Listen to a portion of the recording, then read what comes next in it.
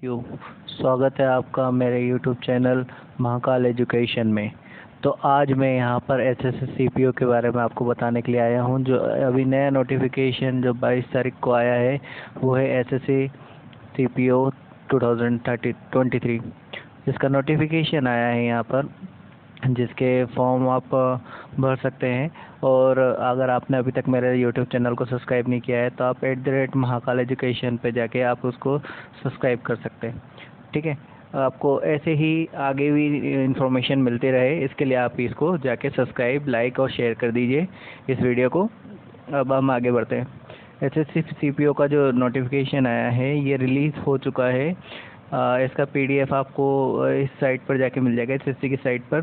22 जुलाई से ये फॉर्म भरना स्टार्ट हुआ है, जो कि सब इंस्पेक्टर का फॉर्म है, दरोगा का फॉर्म है, सीएपीएफ की भर्ती होती है इसमें, और जिसको बोलते हैं सेंट्रल आर्म पुलिस सर्विस, और दिल्ली पुलिस की भी इसमें भर्ती होती है। ठीक है, नेक्स्ट आप इसमें देखते हैं कि इसमें पोस्टिंग क्या क्या रहती है। ठीक है, इसमें पोस्टिंग क्या क्या रहती है। तो अगर हम देखें तो इसमें सब इंस्पेक्टर की पोस्टिंग रहती है दिल्ली पुलिस की। सब इंस्पेक्टर की पोस्टिंग रहती है बॉर्डर सिक्योरिटी में, मतलब बीएसएफ में। और आप देखेंगे कि इसमें सब इंस्पेक्टर की जो एक और रहती है जीडी में रहती है, जो कि सीआईएसएफ में रहती है। सब इंस्पेक्टर की सीआरपीएफ में रहती है, सब इंस्पेक्टर की आईटीबीपी में रहती है, और सब इंस्पेक्टर की एसएसबी में रहती है ना। तो ये तो इसकी रह गई पोस्टिंग कहाँ कहाँ होती है, और आप क्या क्या इसमें किस किस के लिए अप्लाई करेंगे। अब आप इस नोटिफिकेशन को थोड़ा डिटेल में देखेंगे कि इसको नोटिफिकेशन को आप कहाँ से डाउनलोड कर सकते हैं। तो ये एसएससी की जो वेबसाइट है www.ssc.nic.in, यहाँ पे जाके आप इसका जो नोटिफिकेशन है ये पूरा डाउनलोड कर सकते हैं। लेकिन मैं उस नोटिफिकेशन के बारे में पूरी डिटेल यहाँ पर देने वाला हूँ। तो आपको अगर ज़रूरत लगे कि कुछ इन्फॉर्मेशन फिर भी आप बच गई है तो आप वहाँ से डाउनलोड कर सकते हैं, लेकिन मैं पूरी डिटेल यहाँ पर देने की कोशिश करूँगा। 22 जुलाई से ये फॉर्म स्टार्ट हुआ है, 15 अगस्त तक ये फॉर्म भराया जाएगा। ठीक है, इसमें अगर हम देखें तो इसमें जो आपकी भर्तियां है, कितनी भर्तियों के लिए ये वैकेंसी आई है, तो देखें तो 1876 पोस्ट के लिए यहाँ पर वैकेंसी आई है। अगर इसमें हम बोर्ड देखें कौन सा बोर्ड करा रहा है तो एसएससी करवा रहा है, और पोस्ट इसमें दिल्ली पुलिस की और बाकी सारी जितने भी सेंट्रल आर्म पुलिस सर्विस है सारी उसमें आएगी। जो आपका एप्लीकेशन का मोड है वो ऑनलाइन रहेगा। कैटेगरी ये गवर्नमेंट जॉब है। इसकी रजिस्ट्रेशन की डेट आपको मैं पहले ही बता चुका हूँ। सिलेक्शन प्रोसेस, इसमें सिलेक्शन प्रोसेस 3 टाइप से रहेगा, मतलब 3 एग्ज़ाम रहेंगे। एक तो आपका प्री वाला जो एग्ज़ाम है पेपर 1 पीईटी पीएसटी, पेपर 2 है ना। इसके बाद मेडिकल प्रोसेस और रहेगा। अच्छा, इसका सैलरी जो स्केल है वो इस टाइप से है, 35,400 से 1,12,400 तक। जॉब लोकेशन इसमें दिल्ली पुलिस में तो दिल्ली की रहेगी, और बाकी जो आपका सीएपीएफ की जो भी जहाँ पर भी पोस्टिंग आएगी वहाँ पर।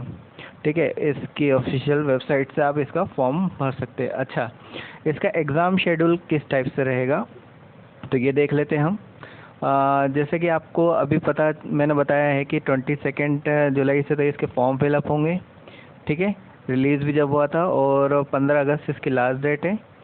ऑनलाइन मोड भी इसमें 15 अगस्त लास्ट रहेगी। अच्छा, सितंबर में इसकी एग्ज़ाम रहेगी। ठीक है, मतलब इसके एडमिट कार्ड इसके एग्ज़ाम के जो एडमिट कार्ड है, एडमिट कार्ड रिलीज़ हो जाएंगे। ठीक है, और यहाँ पर अगर हम देखें कि एग्ज़ाम डेट जो है वो 3 अक्टूबर से 6 अक्टूबर के बीच में है। अच्छा, और सेकंड जो एग्ज़ाम डेट रहेगी सेकंड पेपर की वो बाद में आपको बता दी जाएगी, जैसे अभी उसके रिज़ल्ट के ऊपर है। रिज़ल्ट जैसे आएगा फर्स्ट का, उसके बाद फिज़िकल की एग्ज़ाम होगी और उसके बाद में आपको बता दिया जाएगा। अच्छा, यहाँ पर हम फ़ीस की बात कर लेते हैं कि फ़ीस की क्या क्या रहेगी। तो आप जैसा कि एसएससी के बारे में जानते ही है, जो फ़ीस है यहाँ पर 100 रुपीज़ रहती है ना। और एससी एसटी ओबीसी, ठीक है, एससी एसटी एक्स सर्विसमैन जो भी यहाँ पर कैंडिडेट रहेंगे उनकी जो फीस है वो नील रहेगी, मतलब इनको फीस नहीं भरनी है। बाकी जनरल ओबीसी के लिए ये फ़ीस 100 रुपीज़ रहेगी। ठीक है। अगर आप आगे देखेंगे तो यहाँ पर हम एजुकेशन क्वालिफ़िकेशन की बात करते हैं। एजुकेशन क्वालिफ़िकेशन अगर हम इन पोस्टों के लिए देखते हैं तो यहाँ पर एजुकेशन क्वालिफ़िकेशन जो है आपकी 15 अगस्त तक आपकी जो ग्रेजुएशन की डिग्री है वो कंप्लीट हो जानी चाहिए। और जो भी यहाँ पर सर्टिफिकेट आप लगाएंगे, एक तो आपका ग्रेजुएशन का जो सर्टिफिकेट आप लगाएंगे वो आपका 15 तारीख तक होना चाहिए, 15/8 तक। ठीक है। और अगर इसमें आप एक कास्ट सर्टिफिकेट लगाते हैं, कास्ट सर्टिफिकेट भी आपका 15/8 से पहले का होना चाहिए। ठीक है। और ड्राइविंग लाइसेंस भी आपका जो यहाँ पर लगेगा, जैसे आप दिल्ली पुलिस के लिए अप्लाई करेंगे तो ड्राइविंग लाइसेंस भी आपका लगेगा, तो वो भी 15/8 से पहले का होना चाहिए। तो ये सारी चीज़ें यहाँ पर रहेगी। आप जब यहाँ पर फिज़िकल के लिए जाएंगे तो केवल मेल्स कैंडिडेट के लिए है ये। तो यहाँ पर मोटरसाइकिल एंड कार के लिए आपको ड्राइविंग लाइसेंस की ज़रूरत है, लाइट मोटर व्हीकल की। अच्छा, ये और जब फिज़िकल एंड्योरेंस देंगे और आपका स्टैंडर्ड टेस्ट देंगे तब आपको ये डॉक्यूमेंट्स रिक्वायर्ड रहेंगे, है ना। अब आप देखते हैं एज लिमिट। एज लिमिट अगर हम देखें तो 1 अगस्त 2023 तक आपकी जो एज है वो 20 से 25 के बीच में होनी चाहिए। कम से कम आप 20 साल के होना चाहिए और मैक्सिमम आप 25 ईयर के होना चाहिए जनरल कैटेगरी के लिए। ठीक है, जनरल कैटेगरी के लिए।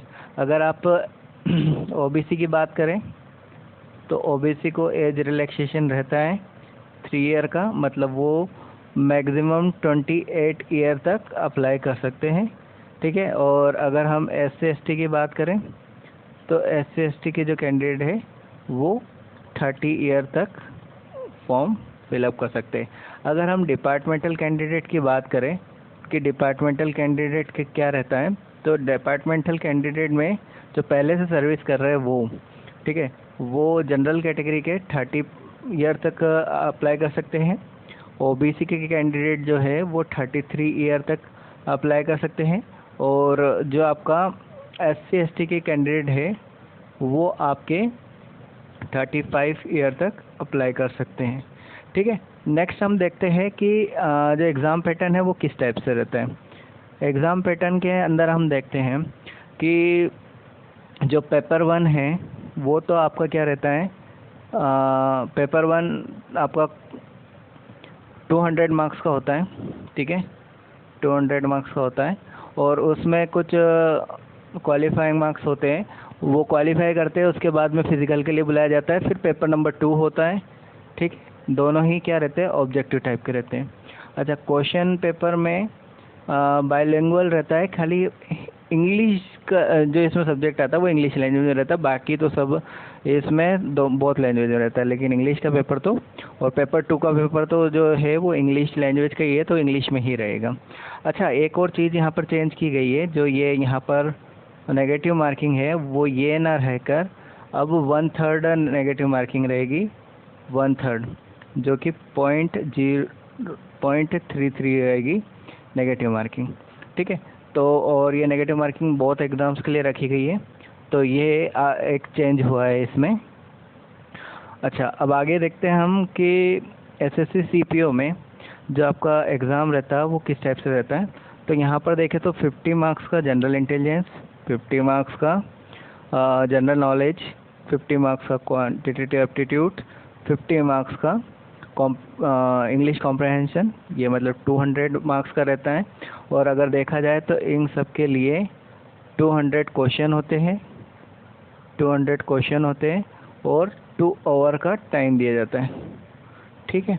और सेकंड ये पेपर भी जो रहता है इसमें भी 2 आवर का टाइम दिया जाता है और 200 क्वेश्चन रहते हैं 200 मार्क्स के। मतलब अगर टोटल देखा जाए तो 400 मार्क्स में से यहाँ पर मेरिट बनती है। ठीक है। नेक्स्ट हम देखते हैं कि इसमें सब्जेक्ट क्या क्या रहते हैं और इनका सिलेबस क्या क्या है। अगर हम रीजनिंग की बात करें तो रीजनिंग में वर्बल रीजनिंग होती है, सिलॉक्स होती है, सर्कुलर सेटिंग अरेंजमेंट रहता है, linear setting arrangement, double lineup, scheduling, input output, blood relation, direction and distance, order and ranking, data sufficiency, coding decoding, code inequality.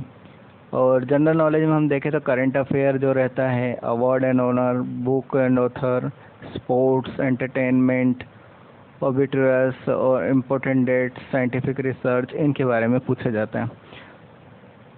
लेकिन जीके का सिलेबस बहुत ही वास्ट रहता है, इसमें आप कोई पर्टिकुलर नहीं बता सकते कि कहाँ से क्या आएगा। अच्छा, क्वांटिटेटिव एप्टीट्यूड में परसेंटेज आता है, रेशियो एंड प्रोपोर्शनल आता है, परसेंटेज आता है।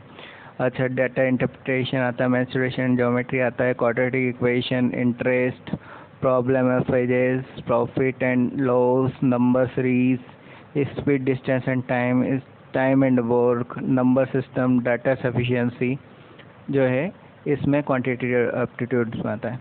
अब यहाँ पर हम इंग्लिश कॉम्प्रहेंशन में भी देख ले तो रीडिंग कॉम्प्रहेंशन आता है, ग्रामर आती है, वोकेबलरी आती है, वर्बल एबिलिटी आती है, सिनोनिम्स आते हैं, एंटोनिम्स आते हैं, एक्टिव एंड पैसिव वॉइस आता है, पैरा जंबल्स आता है, फिल इन द ब्लैंक्स आती है और एरर करेक्शन आते हैं। तो ये सारा था सिलेबस, और यही सिलेबस मेंस के लिए भी रहेगा, मतलब जो पेपर नंबर 2 पर रहेगा। अच्छा, यहाँ पर एक और चीज़ हम देख लेते हैं कि जो सैलरी है वो किस टाइप से रहेगी।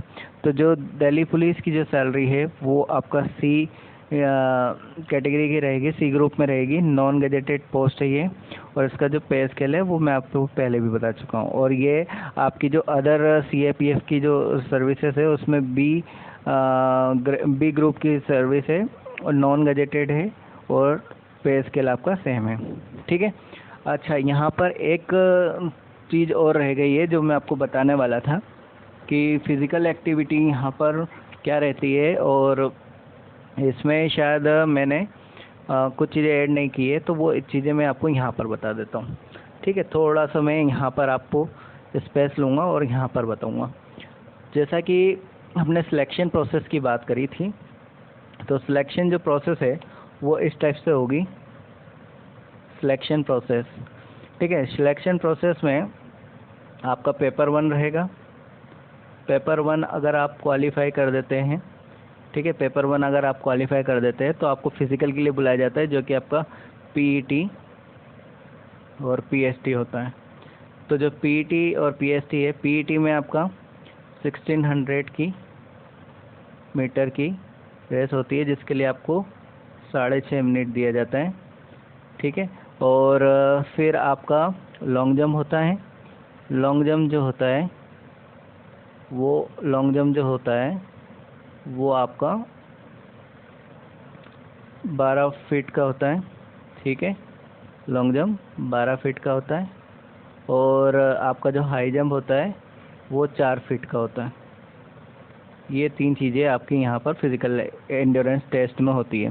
फिज़िकल स्टैंडर्ड टेस्ट में आपका हाइट एंड वेट मेज़रमेंट होता है, जो कि यहाँ पर आपको बता रहा हूँ मैं। जो आपकी हाइट है मेल के लिए आपकी 170 सेंटीमीटर जनरल के लिए होती है, और 165 सेंटीमीटर जो होती है वो हिली एरियाज़ के लिए होती है। और अगर ST का आपके पास सर्टिफिकेट है तो आपकी हाइट लगभग 165 के अप्रोक्स ही यहाँ पर काउंट होती है। अच्छा, एक और चीज़ यहाँ पर है कि फीमेल्स के लिए हाइट क्या रहती है। तो फीमेल के लिए हाइट 157 सेंटीमीटर है, ठीक है, और जनरल के लिए। और अगर हम हिली एरियाज़ के लिए देखें तो हिली एरियाज़ के लिए 155 सेंटीमीटर है, और अगर हम ST के लिए देखें तो 154 सेंटीमीटर है, ठीक है। तो ये हाइट का क्राइटेरिया रहता है। और आगे हम देखते हैं इसके बारे में। अच्छा, जो लास्ट ईयर कटअप गया था वो क्या था, वो इस टाइप से था। SC का जो है 79.31 था। अच्छा, ये पेपर 1 का कट ऑफ है। पेपर 2 का कट ऑफ भी आता है, उसके बाद में मेडिकल के लिए सबको बुलाया जाता है ना। तो यहाँ पर ST का देखें तो 78.13 था, ESM एक्स सर्विसमैन 40, और OBC का 102.6, EWS का 103.97 और UR का 115.04। सेम आपका यहाँ पर फीमेल्स का भी होता है। SC का 95.73, ST का 88.60, ESM इसमें नहीं थी सर्विस, और OBC का 118.22, EWS का 120.67, UR का 126.29।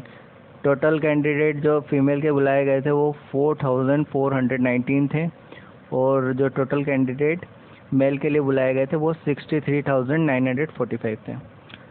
अब बात आती है कि यहाँ पर इनकी तैयारी कैसे की जाए। तो इसकी जो तैयारी है वो आप ऐसे कर सकते हैं कि जो पेपर 1 आप यहाँ पर सबसे पहले आप टॉपिक वाइज यहाँ पर पढ़िए, ठीक है। टॉपिक वाइज पढ़ने के बाद आप यहाँ पर पेपर 2 के लिए भी आप थोड़ा सा पढ़ लीजिए, क्योंकि आप इंग्लिश तो पढ़ ही रहे हैं। आप यहाँ पर लगाएंगे मॉक टेस्ट, जो कि आपको कॉन्फिडेंस देंगे आपके पेपर के लिए कि आपने क्या क्या पढ़ लिया है और क्या क्या आपको पढ़ना बाकी है, आप किस टॉपिक में कितना मार्क्स गेन कर रहे हैं। अच्छा, यहाँ पर आपको फिर फिज़िकल ट्रेनिंग है, उसकी भी प्रैक्टिस साथ ही साथ करना है, क्योंकि अलग से यहाँ पर टाइम नहीं दिया जाएगा आपको फिज़िकल ट्रेनिंग के लिए।